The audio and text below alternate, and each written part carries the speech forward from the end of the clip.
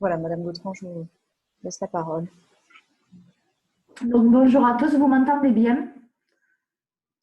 Oui, c'est très bien, oui. Merci. Je suis Amandine Gautran, donc je suis référente emploi accompagnée sur le Tarn et coordinatrice donc, du dispositif Delta sur le Tarn, Aveyron et la Lozère. Donc, une présentation un petit peu générale du dispositif Delta. Vous pouvez passer à la diapo suivante. Voilà, alors on va rappeler un petit peu le cadre général de l'emploi accompagné, des petits repères historiques, même si M. Dambeau a déjà fait une présentation assez succincte des lois, etc. Ce que n'est pas l'emploi accompagné, ce que c'est, et les bénéficiaires et les conditions d'accès sur le dispositif. Vous pouvez passer à la diapo suivante. Donc, le concept donc, est arrivé aux États-Unis dans les années 70, donc je vais essayer de passer rapidement puisque ça a déjà été abordé. En 1993, donc, la création de l'EUSE qui vise à promouvoir le concept de l'emploi accompagné, d'harmoniser les pratiques sur les différents dispositifs. La loi de 2005, donc du coup pour l'égalité des droits et des chances qui favorise la société inclusive. L'article 27 sur la Charte de l'ONU qui reconnaît le droit des personnes handicapées pour le droit commun, donc l'accès au milieu ordinaire. En 2016, donc la loi relative au travail pour qui en a créé un cadre un peu plus réglementaire par rapport aux différents dispositifs d'emploi accompagné. Donc, le premier appel à candidature pour le déploiement des dispositifs emploi accompagné, donc comme M. Dambeau vous a expliqué tout à l'heure, avec la création de EI31. Et puis, en 2019, du coup, les 3 derniers départements qui restent à être couverts, d'où notre réponse à l'appel à projet pour le Tarn, l'Aveyron et la Lozère. Donc, nous avons créé le dispositif Delta. Voilà.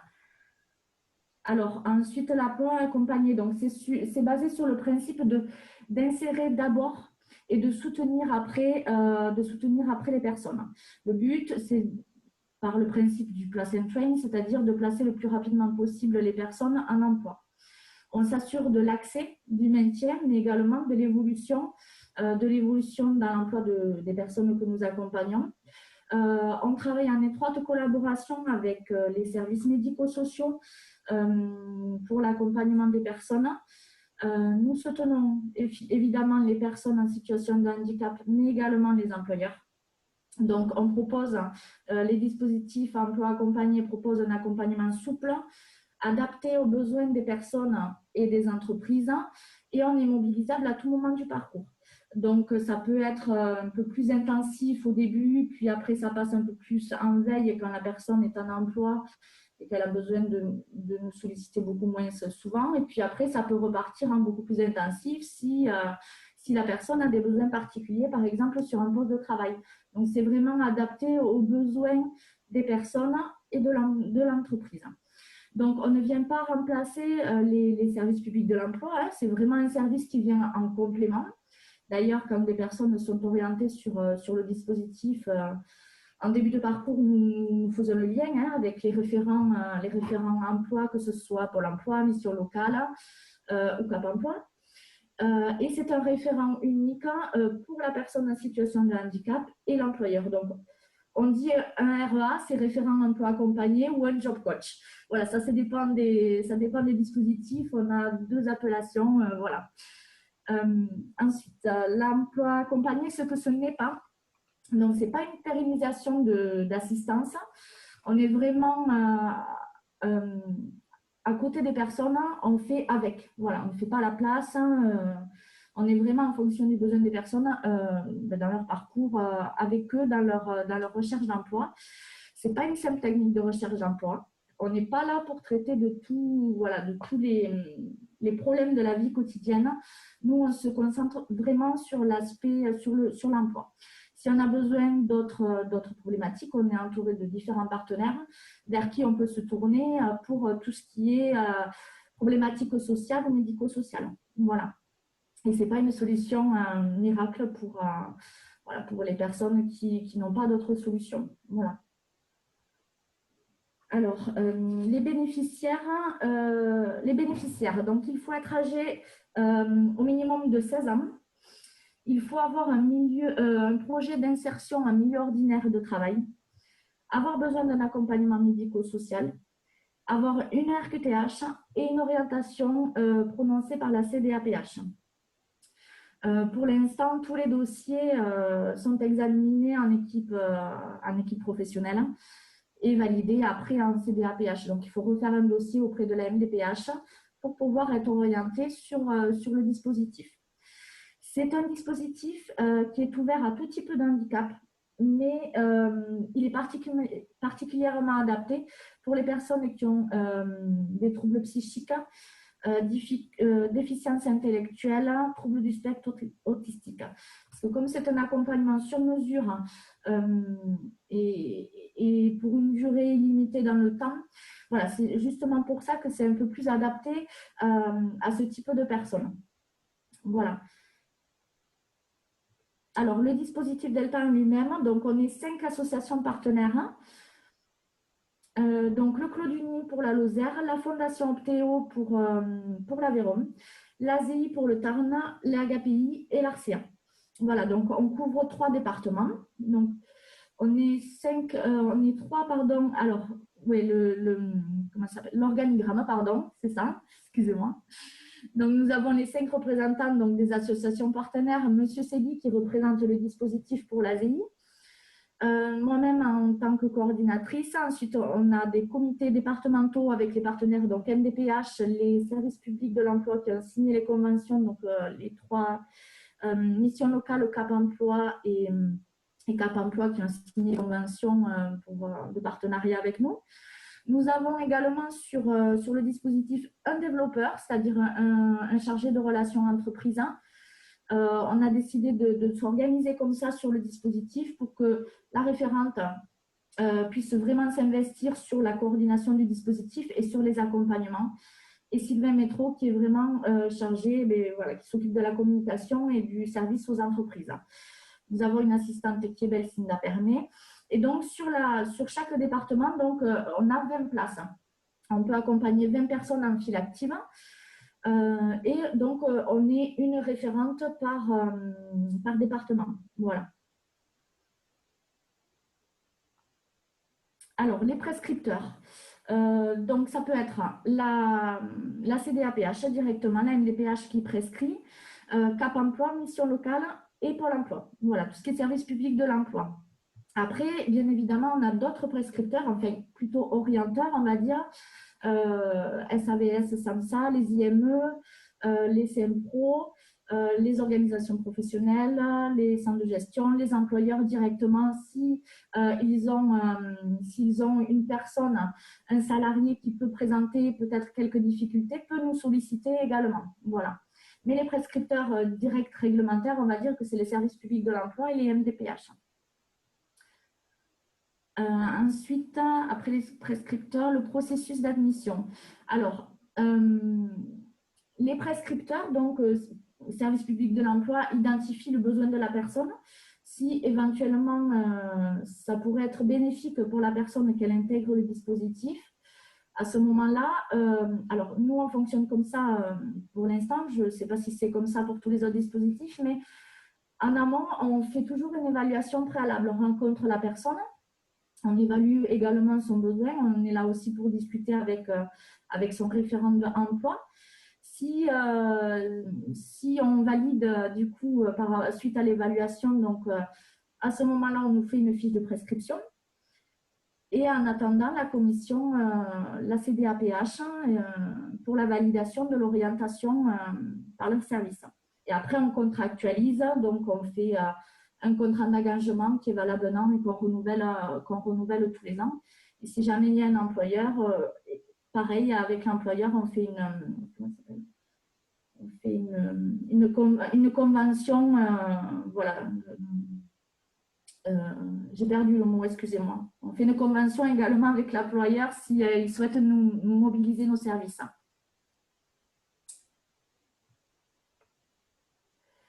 Alors, les principes donc, de l'emploi accompagné, donc c'est un référent unique. Hein. Voilà, comme je vous l'ai dit tout à l'heure, on est une référente sur chaque département et donc un seul référent, autant pour la personne que pour l'employeur.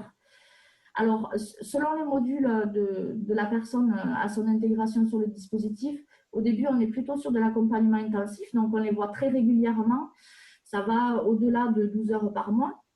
Ensuite, on passe sur de l'accompagnement régulier quand on est sur de la recherche d'emploi, quand la personne est un peu plus autonome dans ses démarches.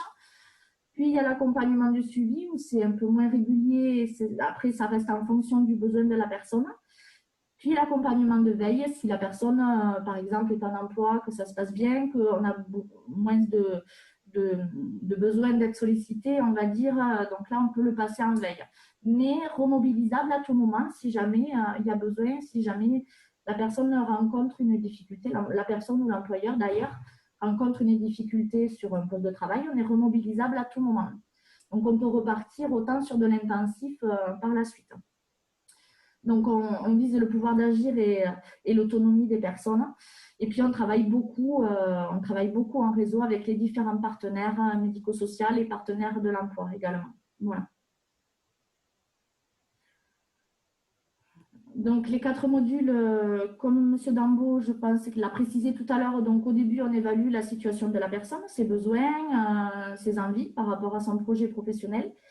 Puis après, on travaille vraiment concrètement sur le projet professionnel, on détermine et on valide le projet en fonction des différentes pistes que la personne peut avoir.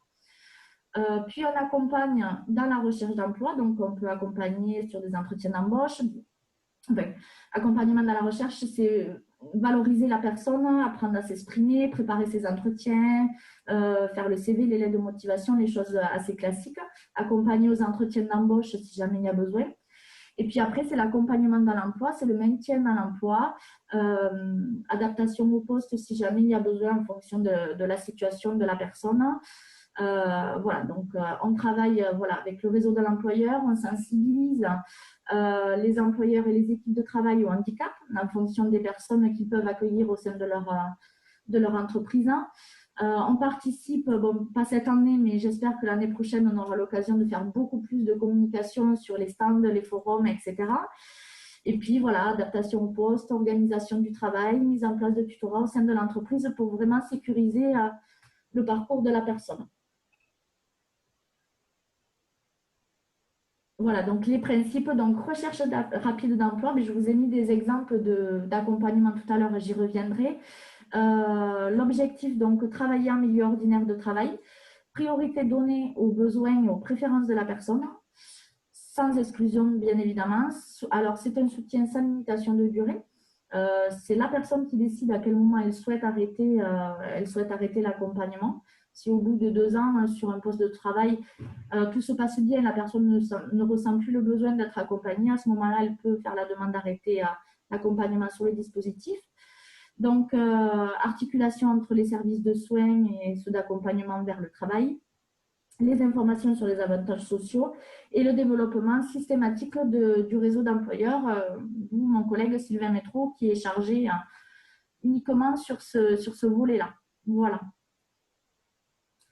Alors, cas pratique, alors ça je vous ai pris 2 exemples de personnes qui sont rentrées, une fin novembre. Alors celle-ci, voilà, elle est rentrée fin novembre, donc c'est pour vous dire un mois après où on en est un petit peu dans les parcours. Donc c'est une jeune femme qui a un trouble psychique, donc elle a été scolarisée en ULIS, elle a obtenu un CAP en 2016, puis elle a fait un parcours sur une SACAT jusqu'en 2019. Puis, voilà, tout s'est arrêté. Elle a réussi à faire un stage qui a été très positif dans un magasin de bricolage, début en janvier 2020.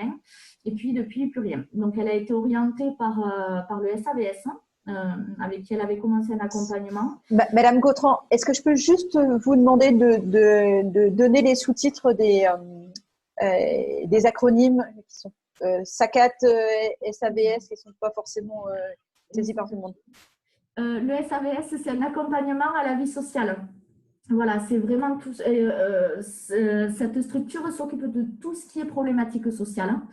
Et du coup, c'est pour ça que je vous disais qu'on travaillait en étroite collaboration ensemble, du coup, parce qu'il y a la personne arrive à bien définir qui traite les aspects sociaux, donc SAVS en cas de besoin, et qui traite l'aspect emploi. Donc, la personne arrive à bien identifier vers qui elle doit se tourner en cas de besoin. Et la SACAT, c'est un service d'aide qui les met au travail. En même temps, il y a un foyer de vie également à côté. Voilà. Donc, c'est vraiment un milieu protégé. Voilà. Suite à sa sortie en SACAT, cette jeune femme a eu une orientation en ESAT, sauf qu'elle ne veut pas se saisir de cette orientation. Donc, suite à son stage positif, du coup, en magasin de bricolage, elle souhaite travailler en milieu ordinaire. Voilà, donc elle a besoin de refaire un stage, du coup, pour se redonner confiance et pour se remobiliser. Alors, nous avons commencé, alors elle est rentrée fin novembre, c'est ça. Donc, on a identifié les motifs, pourquoi elle avait besoin, pourquoi elle a demandé une orientation sur le dispositif.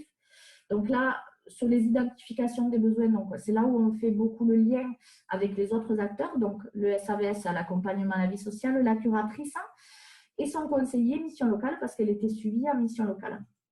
Une fois qu'on a analysé ses besoins, après on voit quel est le projet qu'elle souhaite faire. En fait, ça dépend. Alors, l'évaluation de la situation, c'est entre 2 et 10 heures, etc.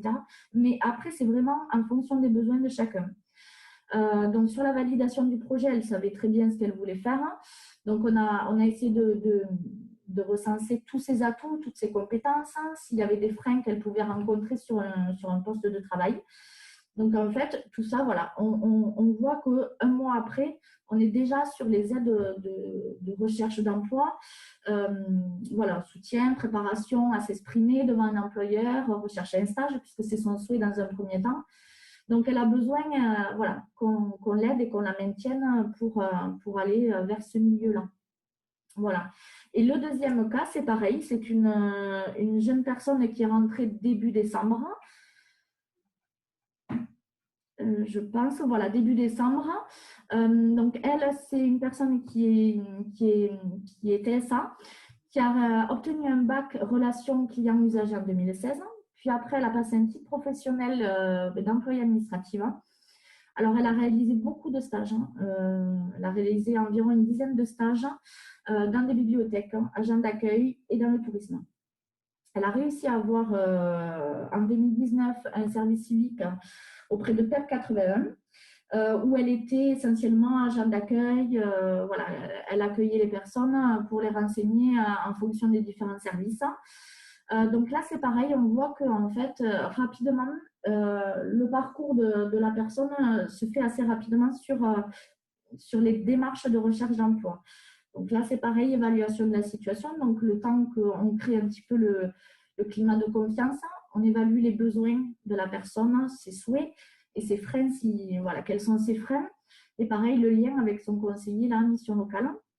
Ensuite, pour la validation du projet, alors comme elle avait différentes pistes, on a essayé d'étayer un petit peu les choses. Donc pareil, recueil de compétences, essayer de hiérarchiser ses besoins pour essayer de cibler un domaine bien particulier pour éviter de s'éparpiller un petit peu dans tous les sens et voir quelles seraient éventuellement ses difficultés sur un poste de travail si on avait besoin d'intervenir en entreprise avec elle.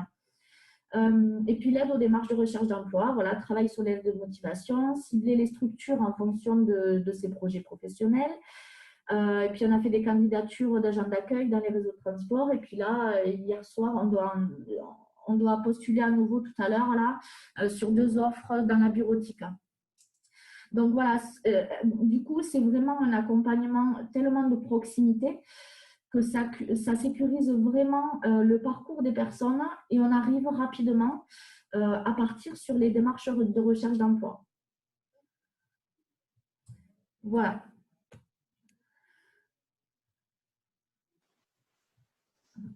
Eh bien, merci beaucoup pour ces éléments. Et je vais faire le point sur les quelques questions qui ont été posées. Donc, vous aurez compris au travers des 2 interventions de M. Dambeau et de Mme Gautran qu'on est sur une prestation qui vise vraiment à pouvoir apporter une approche différente et complémentaire des accompagnements existants jusqu'ici, de pouvoir accompagner sur le long terme et à l'intérieur de la situation d'emploi, de pouvoir conjuguer la problématique emploi et médico-sociale. Et on sait, on a déjà eu ces échanges avec certains d'entre vous, hein, que régulièrement, on a besoin de pouvoir tenir les deux bouts de la chaîne dans l'accompagnement des personnes. On est sur un dispositif qui va permettre à la fois de sécuriser la personne et l'employeur, et qui va vraiment pouvoir s'étaler dans le temps en fonction des besoins et s'adapter précisément aux besoins de la personne dans son parcours. Et puis, un dernier mot qui a peut-être pas qui a été dit peut-être un peu rapidement, mais on est sur un dispositif qui a vraiment deux objectifs. Il y a la possibilité d'accompagner des personnes qui sont issues du milieu protégé vers le milieu ordinaire de travail. Vos exemples montrent bien des personnes qui souhaitent pouvoir aller vers le milieu ordinaire de travail, pouvoir accompagner cette transition, ou des personnes qui sont en milieu ordinaire de travail et qui ont un besoin fort de sécurisation de leur parcours.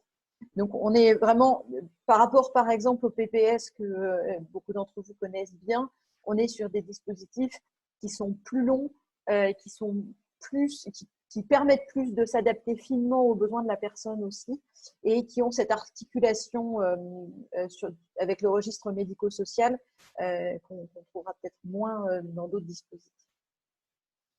Alors, sur les questions que vous nous avez posées, et voilà, Madame Gautran, Monsieur Dambeau, je vous laisse pouvoir y répondre. Alors, il y a une question qui vous demande quelle est la nature des difficultés de maintien dans l'emploi qui pourrait amener à mobiliser le dispositif pour un agent. Quel type de difficultés devrait faire tilt vers le dispositif emploi accompagné? Madame Gautran? Oui, ça peut être, alors ça peut être la mise en place pour une personne, par exemple, qui aurait des troubles autistiques. Ça serait éventuellement de mettre en place comme une fiche de poste, mais beaucoup plus enrichie, par exemple, par tâche à effectuer, pour que la personne se repère bien une fois qu'elle a terminé une tâche, qu'elle sache vers quelle autre tâche partir après. Et ça aussi, ça fait partie de la sensibilisation aux équipes de travail, pour que l'équipe soit au courant qu'il y ait telle fiche qui soit mise à disposition du salarié pour bien expliquer les différentes tâches qu'il pourrait être susceptible de faire dans sa journée de travail. Ça peut être ça, ça peut être des pictogrammes pour une personne qui aurait des troubles 10, par exemple, pour bien identifier voilà, certaines choses sur son poste de travail. Voilà. Après, c'est vraiment en fonction du trouble de la personne. Je ne sais pas si M. Dambeau peut compléter. Du coup, peut-être pour compléter la question, quel type, quand on a quelqu'un, on pressent qu'il va y avoir une problématique de maintien dans l'emploi, quel type de signal dans ce qui se passe au travail, dans les difficultés rencontrées, doit permettre de dire probablement c'est l'emploi accompagné la bonne solution pour cette situation-là? Alors, nous, on est là pour également accompagner la personne à la prise de poste. Donc, on a une vision assez globale, hein, des tâches qui pourront être demandées à la personne. Du coup, une fois qu'on a bien analysé le poste de travail, qu'on connaît bien la personne, forcément, puisqu'on l'accompagne depuis déjà quelques temps, on est capable de dire, bon, ben là, la personne va perdre un petit peu de temps sur cette tâche, donc on va mettre ça en place pour compenser un petit peu le manque de rapidité, ou voilà, ce genre de choses. Mais concrètement, c'est quand on est sur le poste qu'on arrive à identifier voilà, tout ça, en accord avec l'employeur, avec l'équipe, parce qu'on ne peut pas maîtriser tous les différents métiers non plus. Mais voilà, on est quand même assez formé. Enfin, on connaît bien le milieu de l'entreprise. Donc, on arrive facilement à s'adapter. Ok, merci. Est-ce que M. Dambeau, vous souhaitiez ajouter quelque chose? Pas spécialement sur ce point-là. En revanche, j'ai eu qu'il y avait une question sur une échelle de grandeur sur le nombre d'accompagnements au niveau de la région. Oui. Alors, ce qu'il faut avoir à l'esprit, c'est que donc, tous les dispositifs ne se sont pas créés au même moment, donc on n'a pas le même recul sur chacun des 8 dispositifs. On a ce qu'on appelle 4 dispositifs un peu historiques et puis 4 plus récents qui ont pâti de la crise sanitaire et donc qui n'ont pas pu se développer comme ils auraient pu le faire s'il n'y avait pas eu la crise sanitaire. Donc, sur les 8 dispositifs, sur les 4 premiers dispositifs, je peux vous donner un ordre d'idée de la file active en 2019 qui allait entre 30 et 63 suivant les dispositifs. Donc, l'ASI, c'était voilà, une file active de 54, l'IMCA de 49, la PSH 34 de 30 et la DRH de 63. Donc, c'est assez variable suivant les dispositifs aujourd'hui. Et donc, on a 4 nouveaux dispositifs qui sont en phase de démarrage pour lesquels on n'a pas encore le recul. Et bon, on espère que cette année 2021 leur permettra de se développer plus normalement. Mais bon, l'avenir nous dira. Ok, merci. Ça donne une idée quand même des parcours qui sont en route. Donc, il y a une question sur la personne référente dans l'Aveyron. Alors, globalement, on vous fera passer et on mettra en ligne sur le site internet du Handipact la liste de l'ensemble des prestataires et des coordonnées par territoire. Donc, vous aurez toutes ces informations-là. Il y a une question. Quelle orientation professionnelle auprès de la CDAPH s'y maintient dans le milieu ordinaire? Monsieur Dambeau, peut-être, du coup, on est sur une orientation professionnelle du milieu ordinaire. Alors, excusez-moi, je suppose. La question est quelle orientation professionnelle auprès de la CDAPH si on est dans une situation de maintien dans le milieu ordinaire?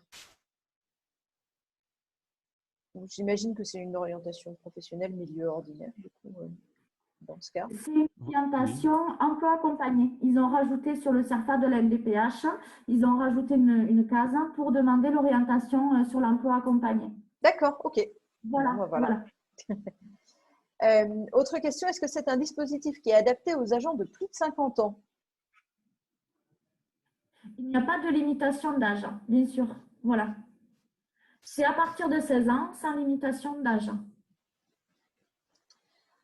Et puis, on a une question sur la prescription. Dit, parmi les prescripteurs, peut-on également compter les responsables de pôle handicap et responsables d'insertion pro dans les établissements d'enseignement supérieur?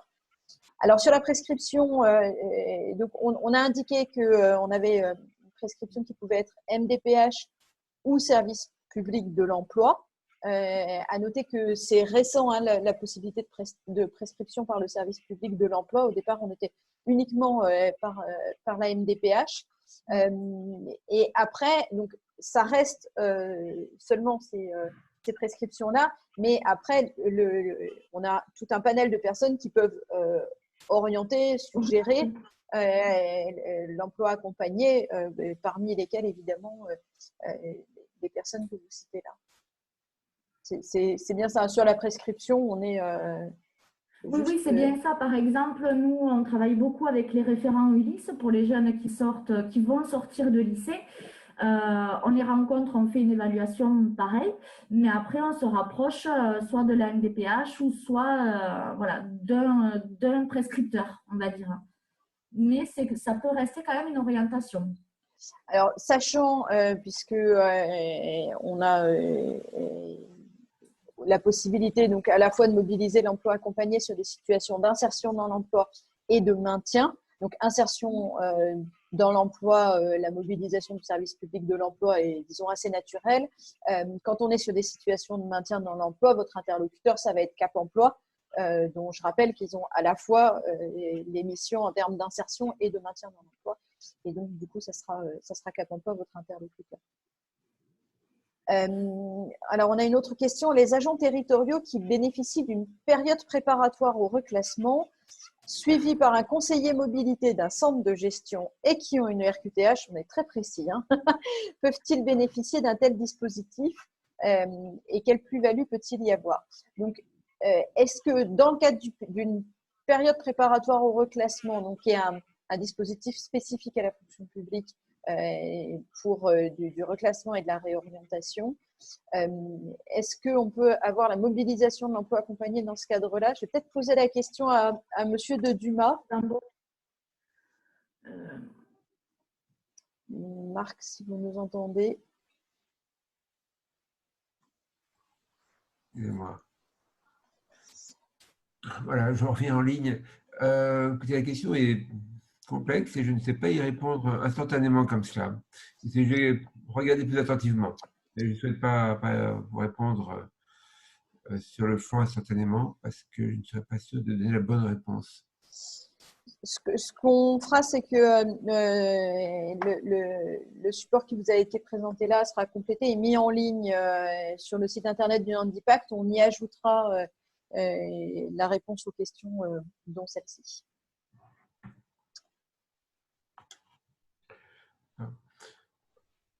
Alors, est-ce qu'on a d'autres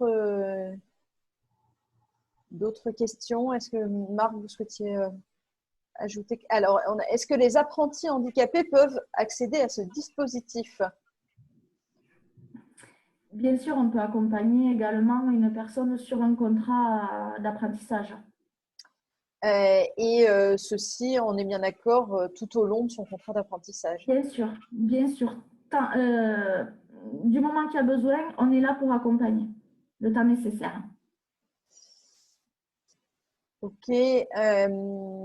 Donc, on me demande rappeler comment on accède aux documents sur le site internet du Handipact. Vous avez une catégorie ressources on crée une page spécifique à chaque sujet. Donc, vous aurez une page emploi accompagné sur laquelle on vous mettra l'ensemble de ces documents et le replay, y compris le lien vers le replay de cette séquence.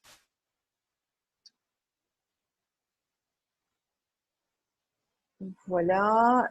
Est-ce qu'une personne en CDD et RQTH peut bénéficier du dispositif? Oui, bien sûr. Si la personne, c'est pour ça qu'il y a autant d'intensité, de variation dans les accompagnements. C'est-à-dire qu'une personne, quand elle va être en CDD, si tout se passe bien, qu'il n'y a pas besoin d'adaptation particulière, on la passe en veille. On prend des nouvelles de temps en temps, on reste en contact quand même avec la personne.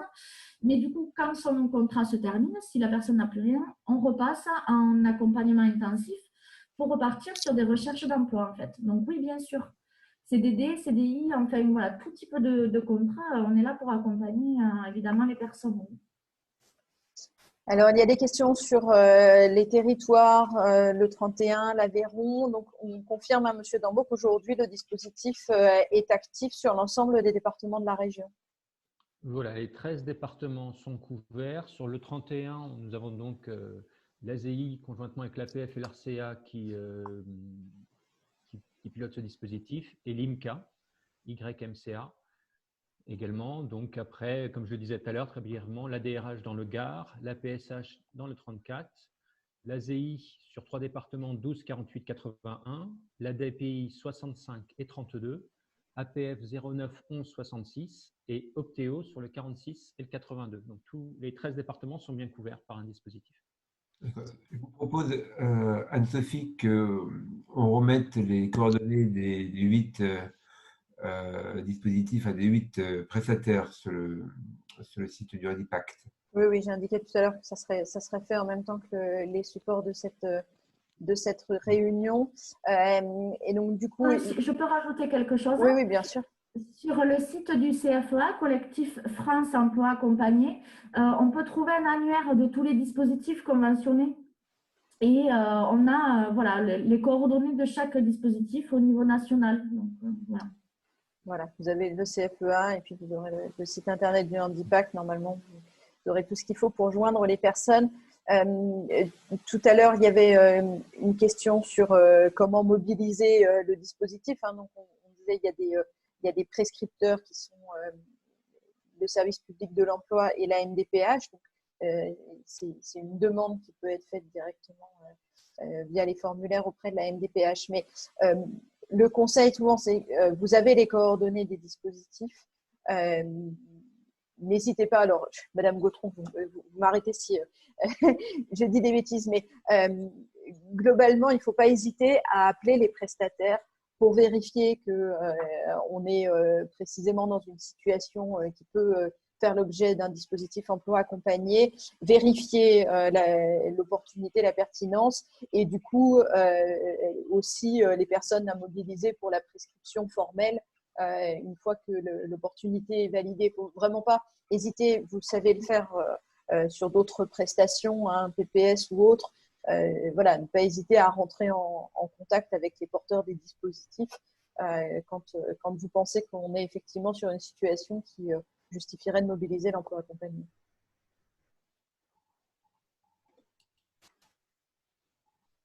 Voilà, alors, est-ce qu'il y a des questions supplémentaires? Il semblerait que non, et il est 10h29, bon timing.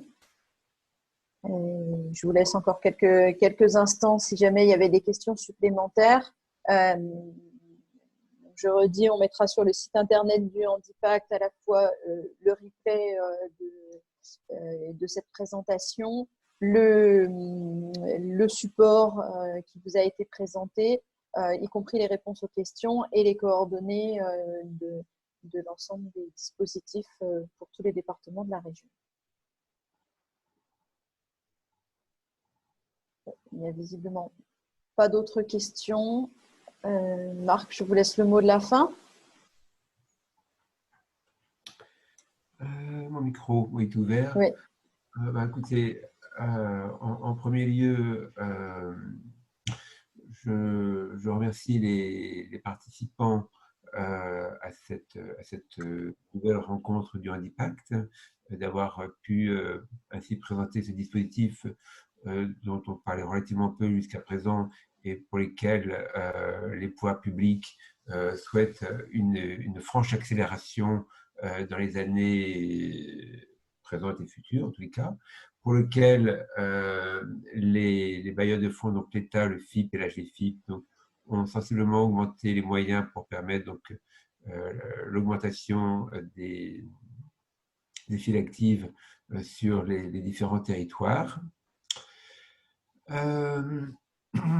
Voilà, les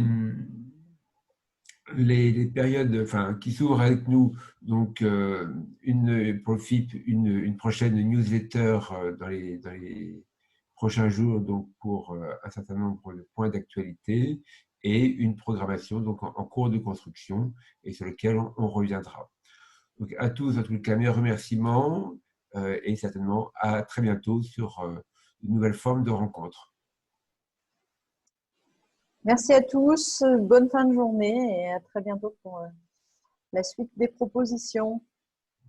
Merci beaucoup. Au revoir. Merci. Au revoir, très bonne journée.